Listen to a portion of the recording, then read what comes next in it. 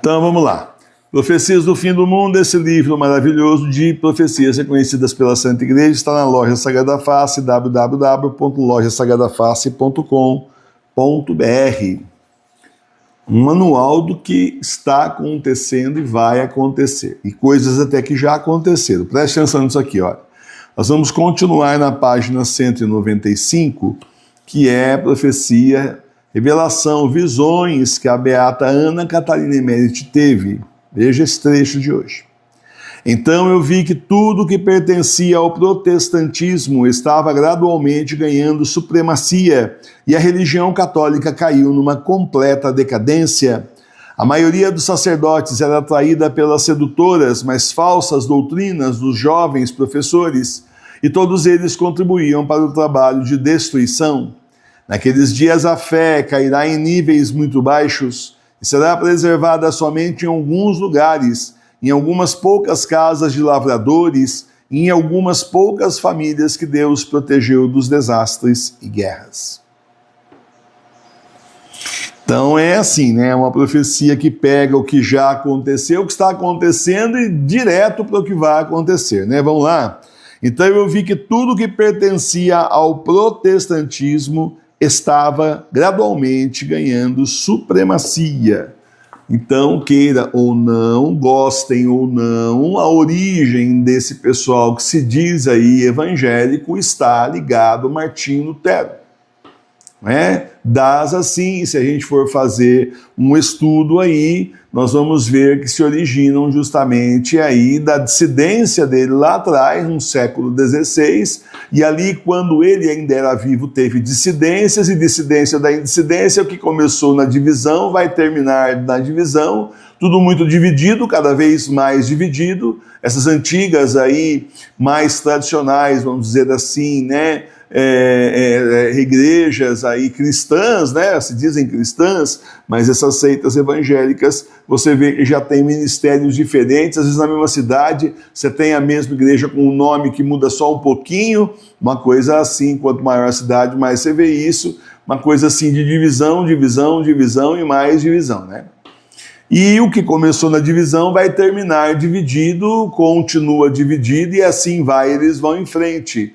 E vão assim falando, muitas dessas seitas, são seitas, não são uma religião, muitas dessas seitas, segundo a parte assim técnica, a nomenclatura técnica do que é religião e o que é seita, porque eles não têm todos o mesmo culto, a mesma teologia, a mesma doutrina, meio cada um faz o que quer, né? Cada um acha que é tal coisa e faz. Diferente da gente aqui que, bom, gente, nós continuamos seguindo a sã doutrina da Santa Igreja e fazemos só aquilo que a Igreja permite aos leigos que façam.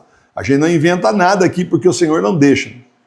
Então o que nós estamos fazendo aqui, bom, é completamente comum. E já era comum mesmo na época do Papa Bento XVI, porque nas comunidades rurais ou comunidades de bairro mais distantes, quando a paróquia tem muita comunidade, o padre, naquela época, né, vamos falar hoje em dia, entre aspas, não consegue ir nas comunidades todas. Então ele vai uma vez por mês.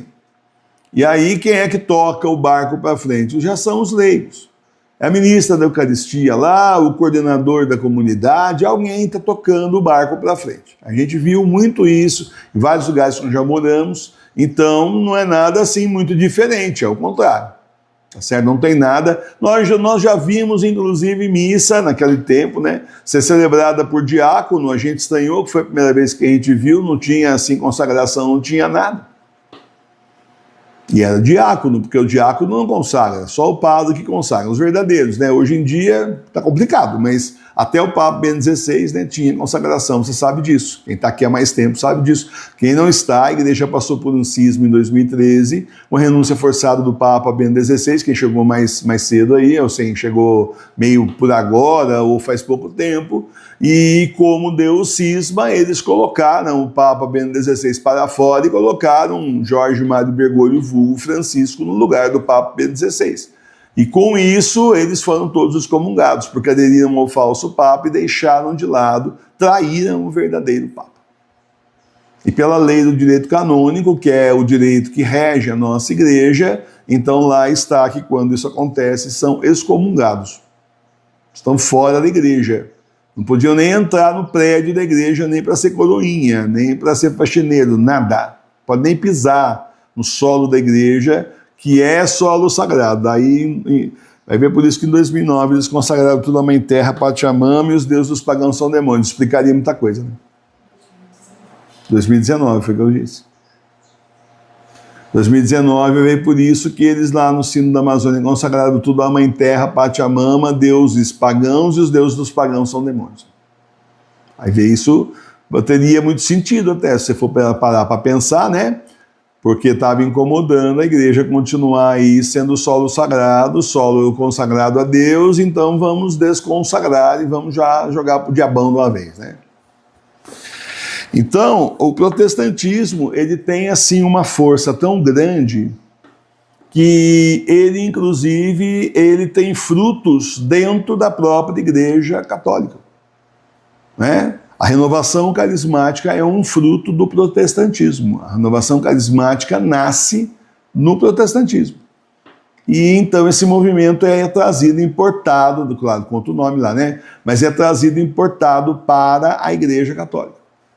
Por isso que às vezes você passa determinadas denominações, não sei se já aconteceu com você, mas comigo já aconteceu, você passa determinadas seitas aí, né, dessas igrejas que se dizem evangélicas, e o pessoal tá lá com música gritando, berrando, mão pro alto, não sei o quê, e você fala assim, eu já vi isso na televisão em algum lugar, nossa, parece que será que é aqui renovação carismática?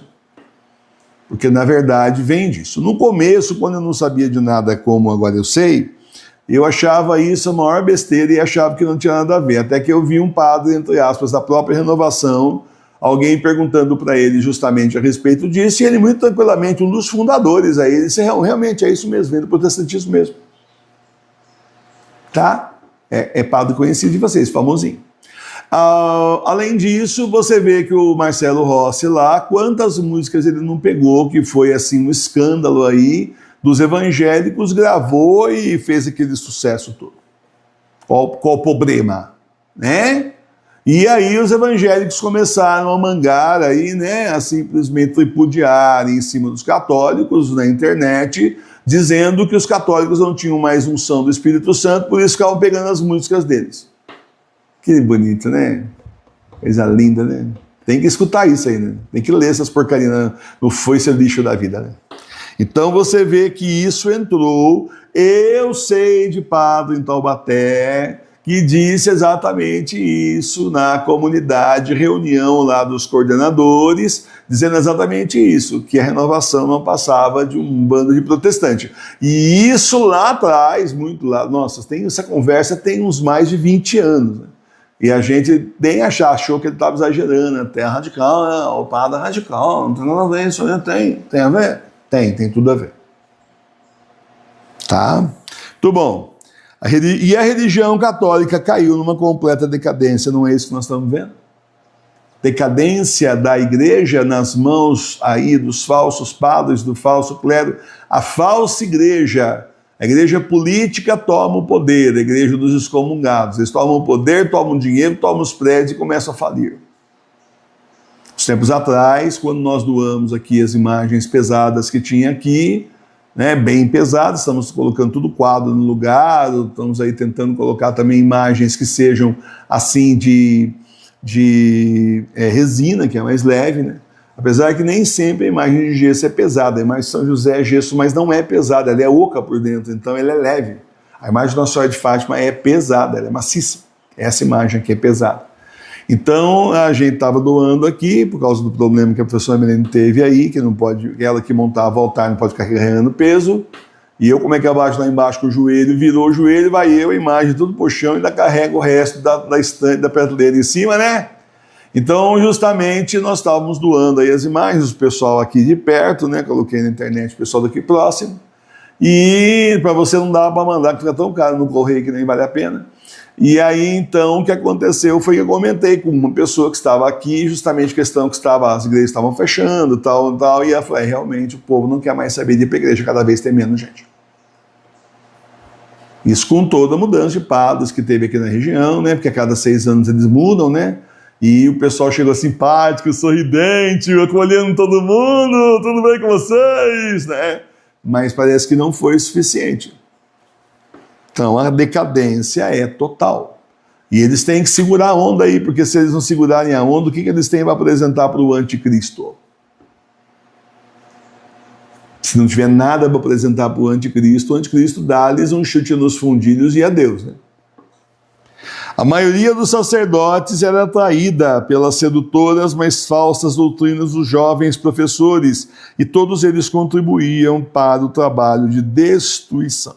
Essa foi a invasão que teve na igreja, primeiro com os bispos. Você talvez não saiba disso, os seminários, sabe, só entra no seminário para ser seminarista e talvez padre no final. Para isso, o jovem tem que ser primeiro ali participante de uma paróquia, ele vai conversar com o padre vai sondar, vai observar, vai ver, vai refletir. Se ele realmente achar que isso tem possibilidade, ele apresenta o jovem para o bispo, e o entrevista, etc., tem todo um trâmite, e depois disso, então, o jovem aí, se tudo der certo, ele é indicado para entrar no seminário. Quem é o reitor, tipo o diretor do seminário? É um outro padre, que foi designado pelo bispo. Então você percebe por que os comunistas tinham que invadir a igreja e os maçons pelos bispos, né?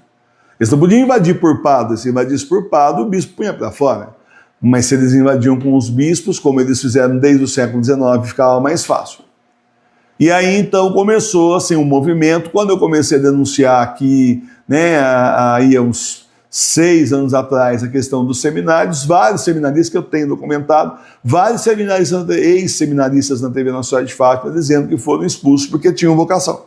Ficou um monte de gente que não tinha, com uma série de problemas comportamentais que eu não vou comentar quais são, assim, terríveis, que não daria para eles serem padres mesmo. No entanto, ficaram, e quem tinha vocação foi chutado para fora.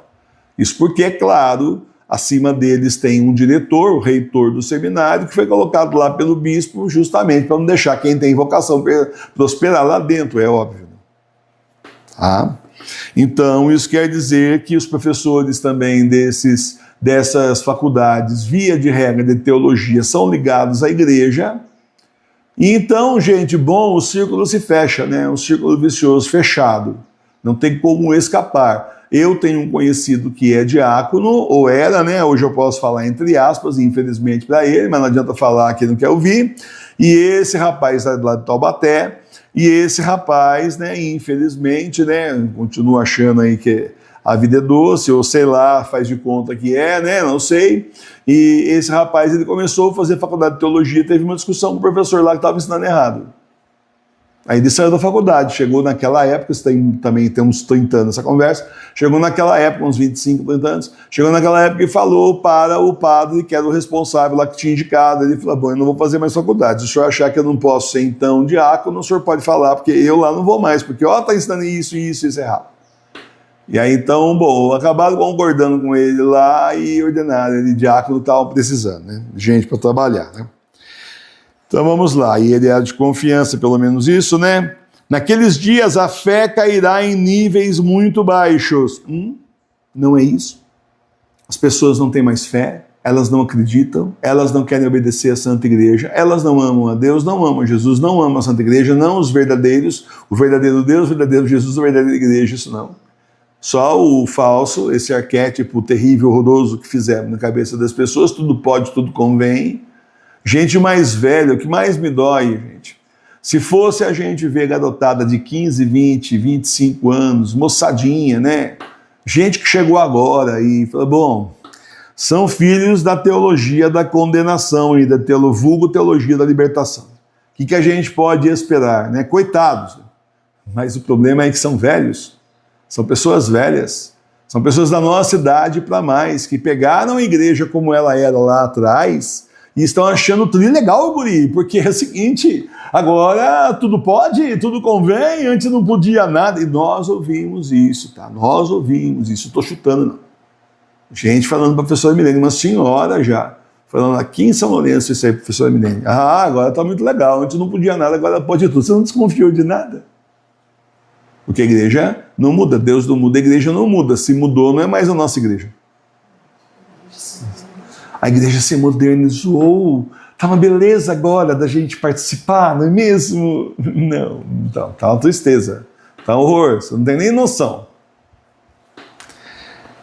Naqueles dias a fé cairá em níveis muito baixos e será preservada somente em alguns lugares. Onde? Em algumas poucas casas de lavradores, em algumas poucas famílias. Tá? Igreja doméstica. Aí a Beata no Catarina Médici vai falar outras vezes da igreja doméstica, tá? Essa aqui não é a primeira vez, também não é a última. Ela vai falar outras vezes, já falou aqui atrás, tem outra profecia dela falando. Enfim, ela vai falar várias vezes da igreja doméstica. Eu tenho até vontade de pegar as profecias dela, do livro dela, e traduzir só as profecias pra gente. Tirar a parte biográfica, a perseguição que ela teve lá de bispo, e pegar só a parte realmente das profecias, pra gente estudar aqui um dia um livro só dela. Quem sabe a gente consegue, né? Quem sabe? A graça de Deus. Ela fala várias vezes da igreja doméstica. I'm here, você também pode falar, estou aqui, presente. Nós, presente. Paróquia Sagrada Face de Tours, família Sagrada Face. Eu vou de novo para ler até o final. Será preservada somente em alguns lugares, em algumas poucas casas de lavradores e em algumas poucas famílias que Deus protegeu dos desastres e guerras. Agora ela já chegou na Terceira Guerra Mundial, ela já chegou na Grande Tribulação, então essa igreja falsa fecha, ela é destruída, tá certo? E nós estamos aí na Grande Tribulação, desastre, guerras, desastres, desastres é justamente aí que o Senhor vai mandar sobre a terra. Daí as igrejas são todas absorvidas pelo anticristo, eles acham que eles vão ficar no comando, coitados, o demônio não divide poder com ninguém, o filho dele também não. Eles concentram neles, eles não dividem com ninguém. E simplesmente não tem democracia aí no inferno, nunca teve. Sempre foi uma ditadura. E aí simplesmente é isso, absorve todo mundo, quem achar que não tá bom o esquema, tchau, até logo. E simplesmente vai ser todo mundo adorador do anticristo e da besta, surgiu uma nova religião mundial. Absorveu todas as igrejas aí em torno da seita do anticristo. Certo? E isso aqui está falando então de poucos lugares que vai sobrar a fé, que Deus protegeu, lugares que Deus protegeu dos desastres e guerras. Então, meus irmãos e minhas irmãs, em poucas linhas, o que está acontecendo desde o século XIX até o nosso século XXI. 2 séculos de história em aqui meia dúzia de linhas de profecia. Uma visão geral e panorâmica, ela vai falar mais depois a respeito, com mais detalhe, mas numa visão geral e panorâmica. Bem-vindo à igreja do fim dos tempos, do fim do mundo, a Paróquia Sagrada Face de Tours, que foi o Senhor que criou, Ele mesmo criou, foram as mãos santas do Senhor que criaram a paróquia. Foi o Senhor que chamou cada um de nós para fazer parte da paróquia, para ser igreja doméstica, para levar a igreja à frente nas nossas casas, a fé nas nossas casas e no nosso coração, nos altares das igrejas domésticas, mas sobretudo no nosso coração até o final desses tempos, que são os últimos, são os tempos do Apocalipse. Louvado seja nosso Senhor Jesus Cristo. Para sempre seja louvado. Você não achava que ia ser assim como você achava? Fala para mim que 10 anos atrás você tinha algum palpite, de nunca teve um para falar assim, eu achava, há 20 anos atrás, sabe, coitado de nós, 20 anos atrás, a gente nem desconfiava que iam fazer tudo o que fizeram. Eles já estavam fazendo, mas a gente não sabia.